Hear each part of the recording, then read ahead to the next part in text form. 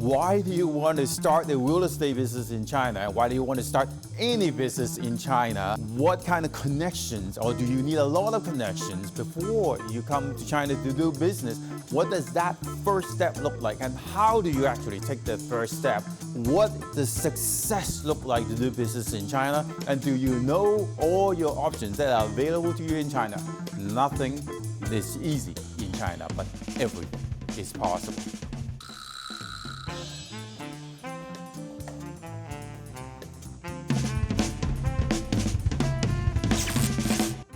Welcome to China Marketing Show, episode 2. Now, in episode 1, we talked about all the opportunities for you to start your real estate business in China, to get real estate investors. And in this episode, we're going to talk about all the successes and step by step, how do you get good results by taking your real estate business here in China to find real estate investors. My name is Kiawe Wong.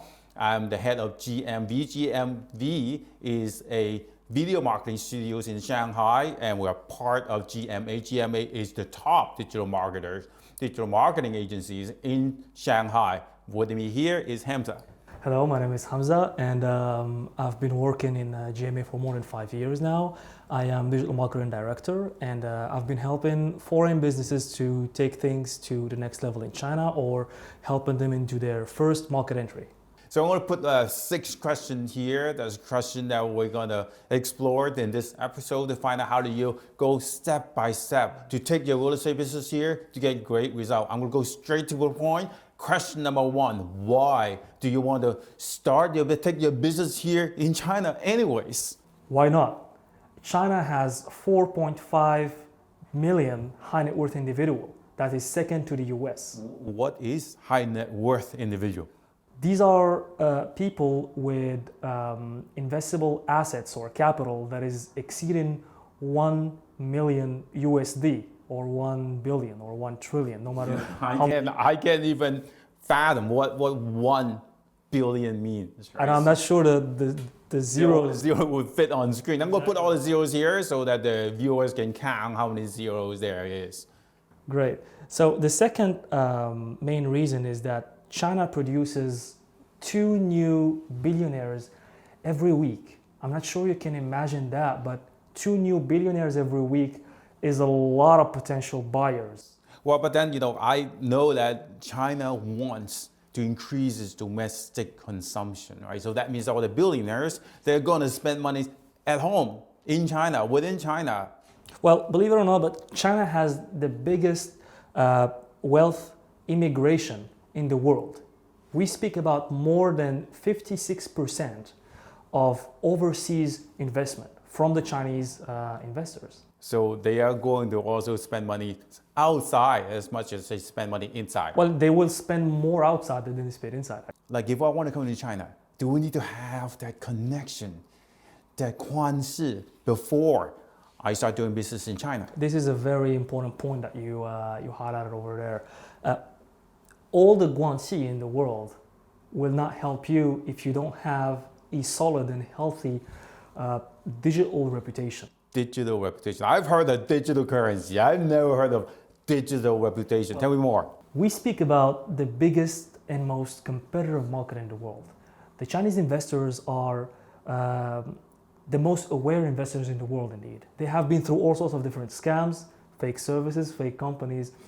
So that means that what if as soon as they hear about your name, they go online and start researching? Exactly, and believe me or not, but they will not trust what you say about yourself. They don't trust what we call corporate communication.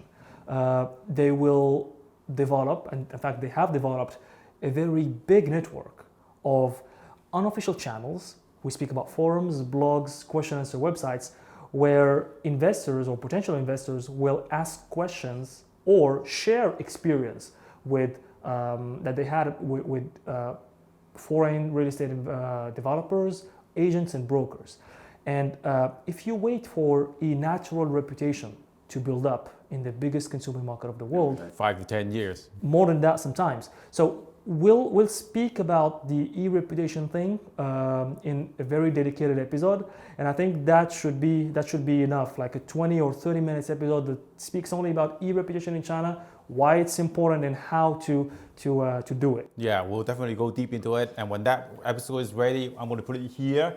So click this link and you'll be able to go to that episode right there. But if you want to dig into it right away and you want to know a lot more, make sure that you watch to the end of the show. We're going to invite you to our private group where you'll get a lot of specialized information, and you will be able to interact with you to answer your specific question. In the meantime, if you have questions here, please make comments here because you'll help us out a lot by giving us all the questions, and we'll get our show a lot more great content that we can produce for you. All right, moving on to question number 3. What do I actually need to start my business in China? It depends on how soon you want to start. Well, let's say I'm a very practical guy. Like the most real estate business would be that I want result in 3 months. At the very most, I can only wait for 6 months. Well, we speak about the very basics, right? We speak about the 2 main process that you need in order to start a healthy lead generation. 2 things. You need an official channel. In this case, in this industry, it's going to come in form of an official website. And this is where your potential leads, your potential customers are going to contact you directly. So that's going to be the center of your ecosystem in China. And then you need a healthy e-reputation, as we spoke about in our previous point. And this will come in 2 forms. It will come in the official reputation, what you say about yourself in your website, what the official PR will say about you, and it will come in the form of unofficial e-reputation. And this is all the forums, the blogs, the comments that are out there. It's like a digital form of word to mouth, but it's in a more realistic way. You know, it's a lot more of a conversation type of content than it is as a PR type of content. So these are mainly the 2 process that you need. Anyone telling you anything more than this is trying to sell you more things that you don't need, or not knowing what he or she is doing. Well, by watching this show, you're going to know more about how to take your business to China, how to do marketing in China, and take the right approach. And if you are getting good value from this episode, please smash the like button, subscribe if you're on YouTube, and if you're on other social media channel, make sure that you follow us and find the notification button and click that. All right, moving on to question number 4. Hamza, what you said sounds very reasonable. Now, what is my first step to take my real estate business here? Take a flight to China and learn real estate kung fu. That ain't gonna happen, dude. I am busy enough to run my real estate business. No way. Well, to be more serious, you need to seek professional consultancy. You need to seek professional advice from experts who have been in China doing the actual thing that you're looking to do or to achieve in China. Their main existence reason is to make your life easier. So whatever you want to have information about legal steps, marketing steps, maybe financial advices, you just go ahead and reach out to people or agencies or firms that are established in China. They have been doing things since, I don't know, at least 5 years, and just go ahead and reach out to these kind of people so that you can get real serious advice about how to seriously enter the China market. Making my life easier is definitely good, right? But how does good result actually look like? Well, it depends on what you call results, right? Based on the projects that we have managed. Okay, let's start with this. We have a Swiss bank. They want to target high net worth individuals who are working in the finance industry. So they have created a 6-month course, right? And they invite these white collars. They give them finance courses, and at the end, by the end of these 6 months, they have collected enough database that they will use that to prospect and to sell their financial solutions. So this is a very long-term strategy, right? And they can afford that, and they have the stomach for that. So this is a type of result for that type of clients. Sometimes we deal with a marketing department who is seeking to convince the upper management and the final decision maker to actually invest in the Chinese market. So that they will contact us and they will ask us to make some sort of a community around the brand, around that real estate company in social media. So in this case, the results would be to gather a community around the name of the brand in order to have enough positive engagement, and by doing that, the upper management is going to be convinced, and they will inject more budget to do things properly. So that's the second type of results. The third and most common type of results would be these type of clients who want to start right away and start the actual lead generation right away. So they will do the visibility, e-reputation, and social media type of strategy, and they want to see a lot of traffic. This is good, but the real result to look for is not the traffic, but the conversion rate, not the sales conversion, but the quality traffic conversion. Let me explain. So you will receive, I don't know, up to 100,000 visits into your website. You should see how many of these visits convert into actual inquiries, into actual potential leads, right? And out of these leads, then you can calculate the conversion of the sales in the future. So seek these kind of information in order to calculate if you are doing good or not, because generating traffic is very easy, but generating quality traffic is very difficult. Right, moving on to question number 6, that is there any other options? Right, because when you talk about marketing in China, you've been talking about marketing online, digital marketing, right? Because a lot of real estate people running real estate business are old-fashioned, old school.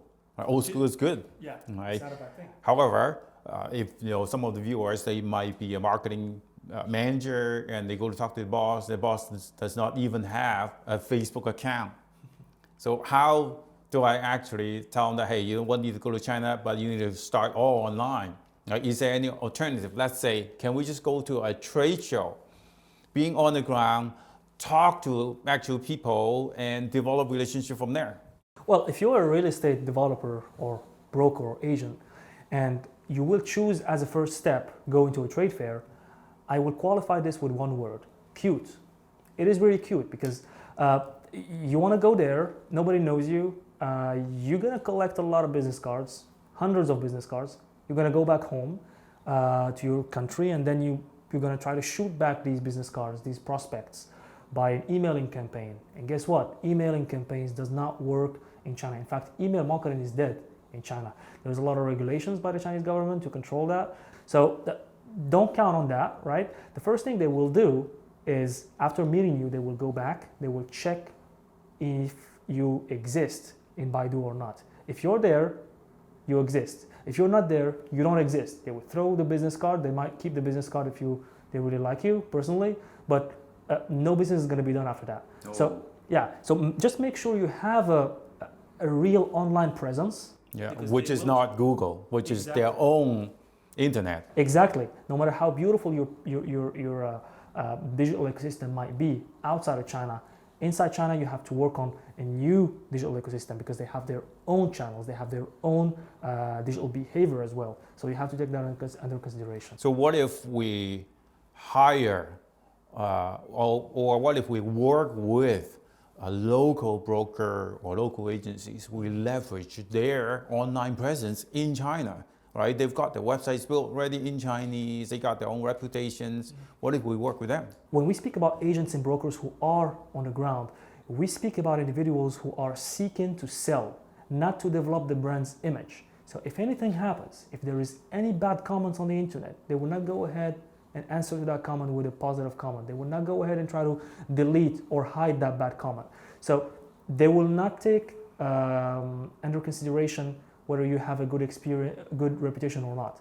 In fact, deleting your marketing or deleting your brand's image to a sales guy will damage your brand.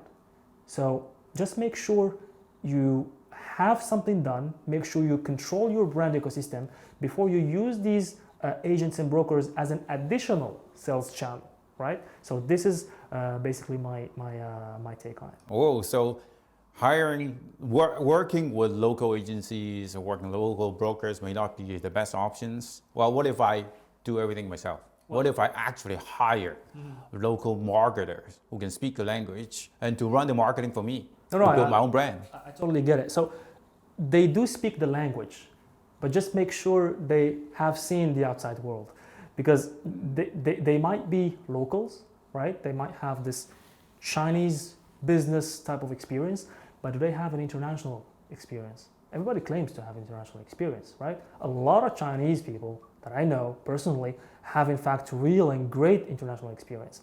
But when it comes to outsiders, like companies who are coming from outside China, entering China, they don't necessarily make a difference between somebody who has this kind of experience or not. So the right reflex to do is to basically make sure these people or these human resources that you're going to hire, they have a proven track record in selling or marketing whatever you're trying to sell to Chinese people, right? To these consultants. You know what? When you said that hire people that have actually seen the outside world, you really got me thinking. Here, this is a really big point. I'm starting to see a lot of challenges that I might face, right? And it's not just step 1, 2, 3. These are things that I need to think through. Well, it's actually a more advanced type of challenges and mistakes, right? So we need to take that under consideration. We've been talking about the whole thing, making little jokes, but it's actually serious. It's the developers, agents, and brokers' money that is on the line, right? They have to invest this money wisely and in the right channels. So there is a lot of mistakes that might come from the corporate side. They might be bad corporate decisions. They might be bad or slow in-house process that is not aligned with the pace of China, which is a very fast country, right? It might take them months to take a small decision, but by then the market changed a lot and it might be very hard for them to enter the market. It might be outsourcing mistakes, outsourcing marketing to the wrong partners. We see this a lot in the F&B industry, they outsource marketing to distributors. We see this a lot also in real estate and finance. And then we also have the budget allocation type of mistakes, right? So some people will invest everything on ads. Yeah, some people will invest everything on. So how do you spend your marketing money? That's also a very interesting topic to speak about. So all these previously mentioned mistakes are going to be covered in our next episode, and I think that's a very insightful topic. That's perfect. So make sure that you tune in to watch our next episode. We kind of talk about all the challenges about taking your real estate business here to China. Now, before we go, make sure that you join a private WeChat group, which I will put the instruction here, and where you're going to get a lot of perks. You're going to get white books from us that is made by our China marketing experts, and you're going to be invited to join our online events, and you may even be able to join our local events if you have already taken your business here to China.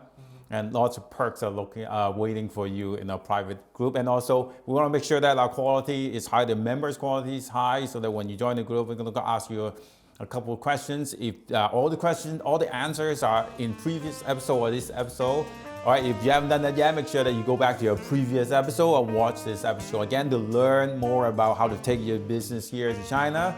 And until then, we'll see you in the next episode. In China, everything is possible, but to be legendary, you need to start here.